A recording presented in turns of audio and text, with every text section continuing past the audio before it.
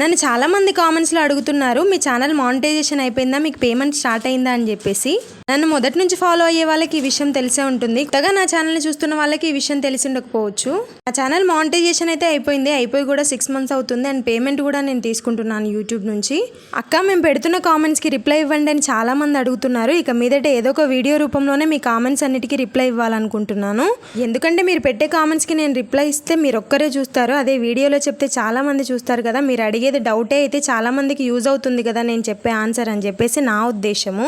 నాకు తెలిసిన కొన్ని విషయాలు నేను కూడా మీ అందరితో షేర్ చేసుకోవాలనుకుంటాను. ఇంకొక విషయం ఏంటంటే, మీరు వాడే మైక్ ఏంటక్క, ఏ కంపెనీ అని చెప్పేసి చాలామంది అడుగుతున్నారు. చాలా రోజుల నుంచి అడుగుతున్నారు ఈ క్వశ్చన్ అయితే. నేను వాడే మైక్ అయితే బోయా M1 అండి. ఇదైతే వైర్లెస్ కాదు, విత్ వైరే వచ్చింది మైక్. దీని కాస్ట్ కూడా 800,000 లోపే పడింది. దీన్ని నేనైతే కొనలేదు. స్టార్టింగ్ మన ఛానల్లో నేను సింగింగ్ వీడియోస్ అప్లోడ్ చేసేదాన్ని కదా. సో మైక్ ఉంటే ఇంకా బాగుస్తుంది అని చెప్పేసి మా కజిన్ బ్రదర్ నాకు గిఫ్ట్ చేశారనమాట ఈ మైక్ని. ఇలా ఐస్ క్రీమ్ కావాలమ్మా అని అడుగుతుంటే, ఎలాగో వాటర్ మిలన్ ఉంది కదా అని చెప్పేసి ఇలా సింపుల్గా ఐస్ క్రీమ్ చేసేసాను. మీరు ఎప్పుడైనా వాటర్ మిలన్తో ఇలా ఐస్ క్రీమ్ ట్రై చేశారా? ట్రై చేసి ఉంటే కామెంట్ చేయండి.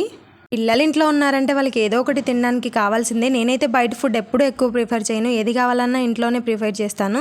బయట ఫుడ్ పిల్లలకి ఎంత తక్కువ పెడితే అంత మంచిదని నా ఉద్దేశము.